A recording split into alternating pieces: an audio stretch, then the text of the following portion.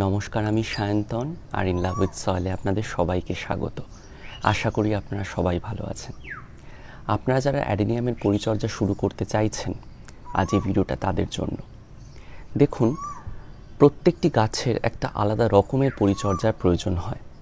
বিষয়টা আমি একটু ভালো করে বুঝিয়ে দিই, তাহলে আপনাদের সুবিধা হবে। ধরুন আপনি বোগেনভেলিয়া নিয়ে এসেছেন, আপনি জবা গাছ নিয়ে এসেছেন, আপনি গোলাপ নিয়ে এসেছেন, আর আপনি অ্যাডেনিয়াম নিয়ে এসেছেন। এই 4 ধরনের গাছের পরিচর্যা কিন্তু ভিন্ন হবে, এটা আমাদের মনে রাখতে হবে।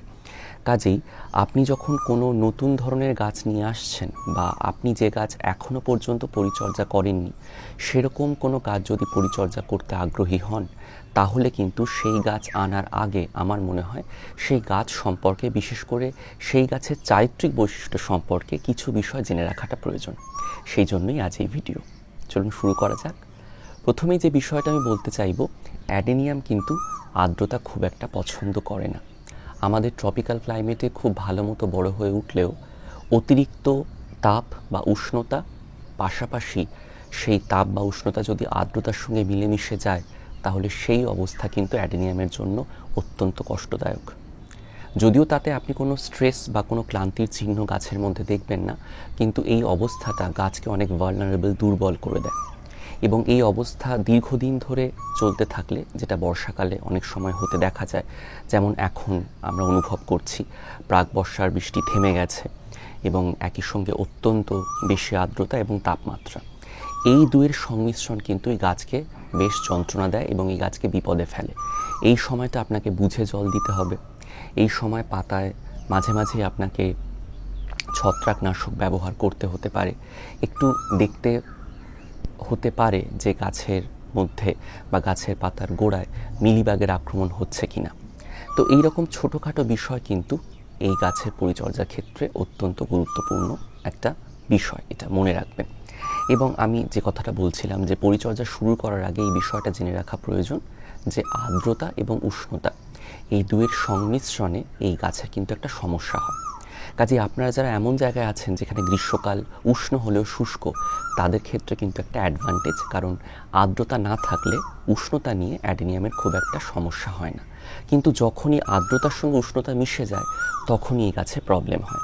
কাজেই এই গাছ পরিচর্যা করার আগে বা শুরু করার আগে, আপনার এই গাছ নিয়ে পরিচর্যা জার্নি বা যাত্রা শুরু করার আগে কিন্তু আপনাকে অবশ্যই মনে রাখতে হবে যে আর্দ্রতা কিন্তু এই গাছের শত্রু। বিশেষ করে আর্দ্রতা এবং উষ্ণতা যখন একই সঙ্গে বিরাজ করছে পরিবেশের মধ্যে, তখন কিন্তু এই গাছের সবচেয়ে বেশি সমস্যা হয়। এরা উষ্ণতা নিতে পারলেও কিন্তু আর্দ্রতা নিতে পারে না। পরবর্তী পয়েন্টের কথায় আসবো। আপনারা যারা অ্যাডেনিয়ামের পরিচর্যা শুরু করতে চাইছেন, তারা অবশ্যই আপনার বাগানের অবস্থানটা একটু বুঝে নেবেন। এটা কিন্তু অত্যন্ত গুরুত্বপূর্ণ একটা বিষয়। অর্থাৎ আপনি বাগানের কোন জায়গায় অ্যাডেনিয়াম রাখতে চাইছেন, সেটা আগে থেকে নির্বাচন করে নেওয়া দরকার। এবং তারই সঙ্গে একটু দেখে নেওয়া দরকার যে আপনি যেখানে বাগান চর্চা করছেন, সেখানে ঠিক কতটা পরিমাণে রোদ আসে।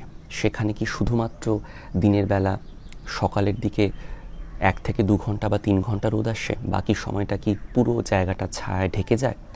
বা আপনি কি এমন জায়গায় গাছপালা পরিচর্যা করতে চাইছেন বা অ্যাডেনিয়ামের পরিচর্যা করতে চাইছেন যেখানে সারাদিনই ডেপেড লাইট, মানে ধরুন একটা বড় গাছের তলায় যেখানে রোদ এবং ছায়া দুটোর খেলা চলতে থাকে সারাদিন, এই রকম জায়গায় যদি আপনি অ্যাডেনিয়াম করতে চান, তাহলে কিন্তু যে পরিমাণ ফুল পাওয়ার কথা বা অ্যাডেনিয়ামের গাছের যে এই সুন্দর গড়ন, সেটা কিন্তু অনেক সময় সেই কাঙ্ক্ষিত গড়ন বা কাঙ্ক্ষিত ফুল আপনি নাও পেতে পারেন।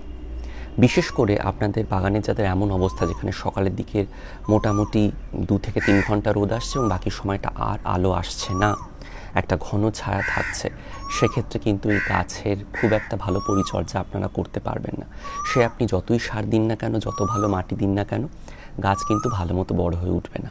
অ্যাডেনিয়াম পরিচর্যা করার সবচেয়ে বড় বিষয় হলো মোটামুটি যতটা রোদ দেওয়া যায় সেটা যদি আপনি ইনশিওর করতে পারেন, তাহলে আর অন্য কোনো বিষয় নিয়ে আপনাকে খুব একটা ভাবতে হবে না।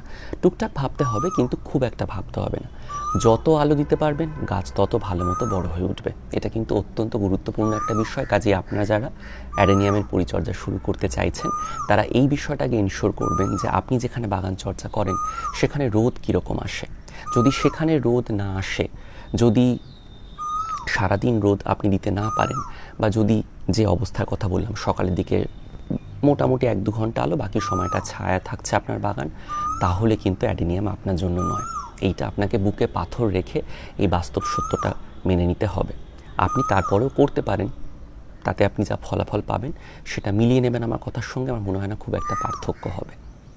তবে একটা কথা, আপনারা যদি অ্যাডেনিয়ামকে বেশ একটা সুন্দর লম্বাটে গড়ন দিতে চান, অর্থাৎ ধরুন আপনি এমন জায়গায় বাগান চর্চা করছেন যেখানে একদিক থেকে রোদ আসছে, ধরুন বারান্দায়, আপনি বারান্দার বাইরে অ্যাডেনিয়ামকে পৌঁছে দিতে পারবেন, এরকম অবস্থা যদি আপনি করতে পারেন তাহলে অবশ্যই গাছ হবে। যত রোদ পাবে গাছ তত ভালো থাকবে। এবং আমি এই যে একটা কথা বললাম যে একদিক থেকে আলোর সোর্স আসছে, যদি এরকম একটা জায়গা আপনার থাকে, ধরুন আপনি বারান্দায় বাগান চর্চা করছেন এবং সেখানে আপনি অ্যাডেনিয়াম করতে চাইছেন, একটু আগেই বললাম, সেক্ষেত্রে কিন্তু গাছটা অনেকটা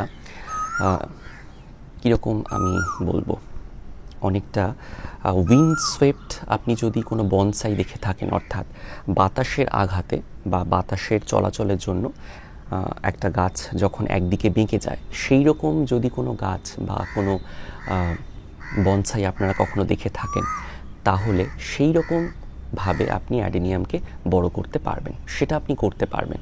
কিন্তু সেটা যে সবসময় খুব একটা ভালো হয় এমন নয়, কিন্তু আমি আপনাদের কাউকে ডিসকারেজ করতে চাইছি না, কারণ বিভিন্ন রকমভাবে অ্যাডেনিয়াম করা যায়। যদি আপনি এভাবে অ্যাডেনিয়াম করতে পারেন তাহলেও কিন্তু গাছে যথেষ্ট ফুল আসবে, কিন্তু আপনাকে মনে রাখতে হবে ডাল যেদিকে এগোচ্ছে, এগিয়ে যাওয়ার পর যেন পর্যাপ্ত পরিমাণে রোদ পায়, তাহলেই কিন্তু আপনি পর্যাপ্ত পরিমাণে ফুলও পাবেন, এটা আপনাকে মনে রাখতে হবে। পরবর্তী বিষয়ের কথায় আসি। আপনারা যারা অ্যাডেনিয়ামের পরিচর্যা শুরু করতে চাইছেন তারা চেষ্টা করবেন সিঙ্গেল পেটাল অ্যাডেনিয়াম দিয়ে আপনাদের পরিচর্যা শুরু করতে।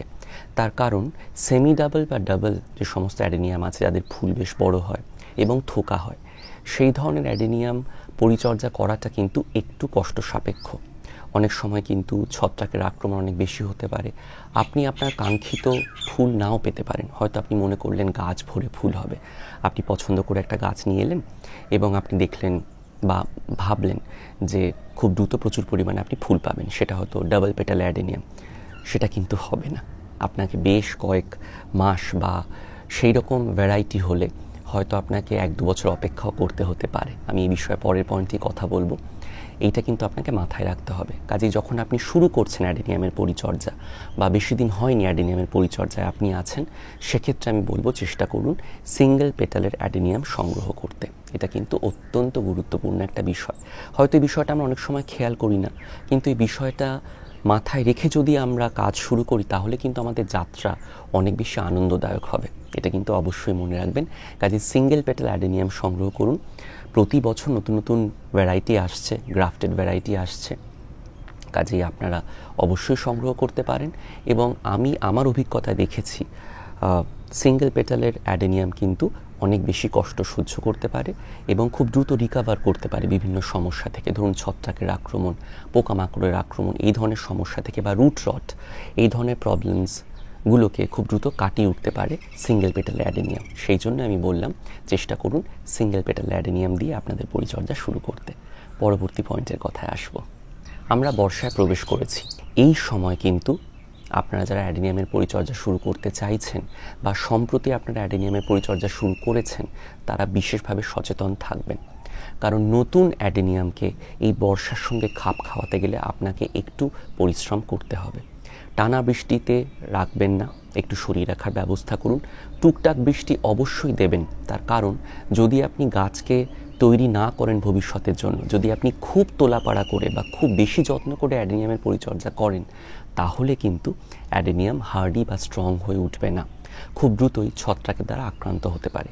কাজেই গাছকে আপনাকে তৈরি করতে হবে। তবে যেটা বললাম, টানা বৃষ্টির মধ্যে বা যখন ডিপ্রেশন চলছে তখন চেষ্টা করবেন গাছকে শেডে রাখতে। যদি সেটা না করতে পারেন তাহলে এমন একটা জায়গায় রাখুন যেখানে বৃষ্টি খুব একটা আসছে না, বা যখন বৃষ্টি হচ্ছে তখন আপনি ছায়া এনে রাখুন বা আপনি আপনার ঘরে এনে রাখুন, এবং বৃষ্টি যখন থেমে যাচ্ছে তখন আপনি গাছকে বাইরে বার করে দিন।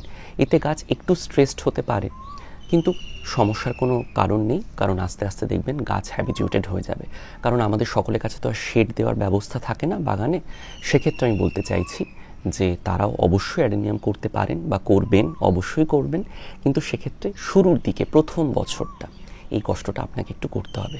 তারপর যখন গাছ ভালো মতো রুট সিস্টেম তৈরি করে নেবে, ভালো মতো বড় হয়ে উঠবে, তখন আপনি সারাদিন বা বৃষ্টিতে রেখে দিন, খুব একটা সমস্যা হবে না। কিন্তু কিছু সেনসিটিভ অ্যাডেনিয়াম আছে যারা বেশি বৃষ্টি পেলে পাতায় ছত্রাকের দ্বারা খুব দ্রুত আক্রান্ত হয়।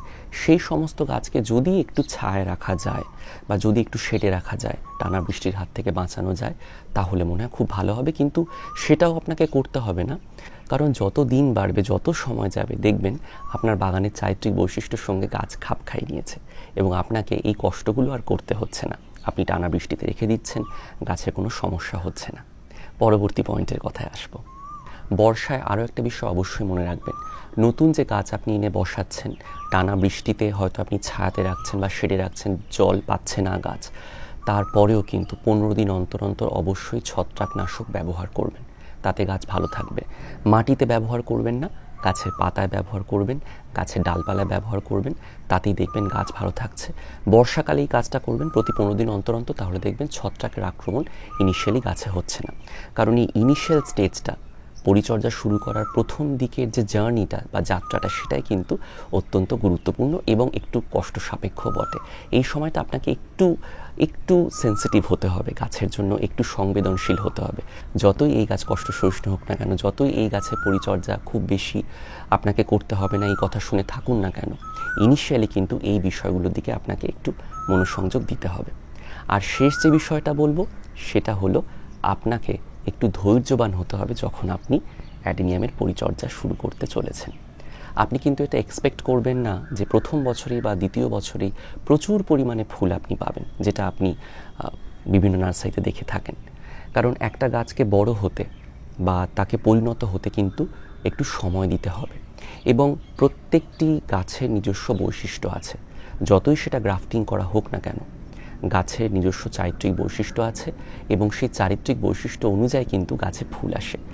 কোনো হাইব্রিড হয়তো মোটামুটি ম্যাচিওর হওয়ার 3-4 বছর পর ফুল দেয়, কোনো হাইব্রিড হয়তো প্রথম বছর থেকে টুকটাক ফুল দিতে শুরু করে, কোনো হাইব্রিডে হয়তো দ্বিতীয় বছর থেকে ভালো মতো ফুল আসতে শুরু করে।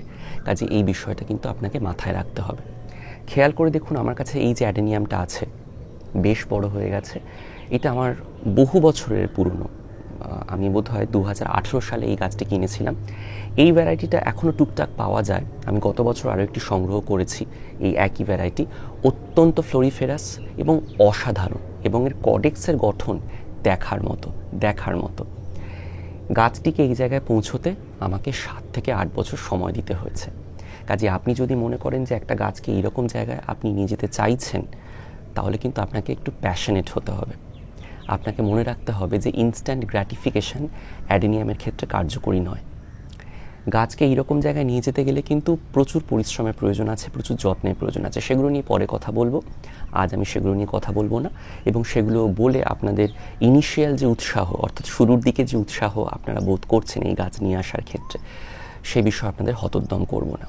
আমি অবশ্যই পরিচর্যা নিয়ে আরও একটি ভিডিও করব। এটা তো পরিচর্যা সংক্রান্ত ভিডিও না, আমি টুকটাক কিছু কথা বললাম। অ্যাডেনিয়াম পরিচর্যা করার আগে এই বিষয়গুলো নিয়ে আপনাকে একটু ভাবতে হবে, কাজে সেই জন্য এই ভিডিও। এবং এই বিষয়টা আমি ফিরে আসি যে আপনি যখন এই গাছের পরিচর্যা করছেন, তখন মানসিকভাবে প্রস্তুতি নিয়ে নেবেন এই গাছ কিন্তু খুব দ্রুত আপনাকে প্রচুর ফুল দেবে না, আপনাকে সময় দিতে হবে। এবং গাছের সৌন্দর্য তৈরি করার ক্ষেত্রেও আপনাকে সময় দিতে হবে। আপনি যত সময় দেবেন, দেখবেন নির্দিষ্ট সময় পেরিয়ে যাওয়ার পর আপনাকে আর চিন্তা করতে হচ্ছে না, আপনি গাছের সৌন্দর্যের দিক থেকে চোখ ফেরাতে পারছেন না। গাছ এত সুন্দরভাবে বড় হয়ে ওঠে, কিন্তু তার জন্য গাছকে সময় দিতে হবে। এই সময় দেওয়াটাই কিন্তু অত্যন্ত গুরুত্বপূর্ণ একটা বিষয়। আরও একটা বিষয় যেটা উল্লেখ করা অত্যন্ত প্রয়োজনীয়, আমি ভুলে গেছিলাম এটা উল্লেখ করতে, অবশ্যই এটা মাথায় রাখবেন। অ্যাডেনিয়াম পরিচর্যার শুরুর দিকে পট নির্বাচনটা কিন্তু অত্যন্ত গুরুত্বপূর্ণ একটা বিষয়। ছোট গাছকে ছোট পটে দেবেন, বড় গাছকে বড় পটে দেবেন। আপনি চ্যাপ্টা পট নিচ্ছেন কিনা, আপনি ছর্ণ পট নিচ্ছেন কিনা, সেই নিয়ে আমি আলোচনা করতে চাইছি না, কারণ সেগুলো একটু প্রো লেভেলের বা প্রফেশনাল লেভেলের ব্যাপার। আমি সেগুলো নিয়ে কথা বলতে চাইছি না। ইনিশিয়ালি ছোট পটে গাছ বসান। গাছ ছোট, পট ছোট। গাছ ছোট এবং পট বিরাট বড় দরকার নেই। কেন এটা বললাম, তার কারণ আপনি যত বড় পট নেবেন, আপনি মনে করছেন বা আপনি দেখেছেন বিরাট বড় কডেক্সওয়ালা গাছ, আপনার মনে হয়েছে আমি এরকম একটা গাছ করব, এবং আপনি দেখেছেন সেখানে যে একটা ছড়ানো পটে গাছটি আছে, আপনার মনে হলো তাহলে আমি ছড়ানো পটে গাছটি করলে খুব দ্রুত কডেক্স তৈরি হবে, কিন্তু ইনিশিয়ালি সেটা না করাই ভালো। প্রথম 2-3 বছর আপনি একটু লম্বাটে পট নিন, মোটামুটি ছোট গাছ কিনলে আপনি 5 থেকে 6 ইঞ্চির পট নিন, তাতেই গাছ বসান। মোটামুটি গাছ বড় হয়ে যাক, তারপর আপনি ছড়ানো পটে দিন। আপনার প্রয়োজন মতো আপনি আপনার পছন্দের পটে গাছকে বসান এবং তাতেই দেখবেন গাছ খুব ভালো থাকছে এবং আপনার পছন্দের একটা কর্ডেক্সও তৈরি করছে। তো সে বিষয়ে পরে কখনো কথা বলা যাবে। সে বিষয়টা পরিচর্যা সংক্রান্ত বিষয়ের মধ্যে পড়া উচিত নয় বলে আমার মনে হয় এবং আজকের ভিডিওর বিষয় নয়। কাজেই একদম সাধারণীকরণ করে বলতে গেলে আপনি যখন ছোট অ্যাডেনিয়াম নিয়ে আসছেন তখন ছোট পটে গাছ বসান, তাতেই গাছ ভালো থাকবে, কোনো সমস্যা হবে না। কাজে এই বিষয়গুলো মাথায় রেখে যদি পরিচর্যা করেন, আমার মনে হয় আপনারাও সাফল্যের সঙ্গে এই গাছের পরিচর্যা করতে পারবেন। এই গাছের পরিচর্যার বিশদ আলোচনা নিয়ে আমি দ্রুত ফিরে আসবো, কাজে অবশ্যই সঙ্গে থাকুন। ভালো থাকবেন সবাই।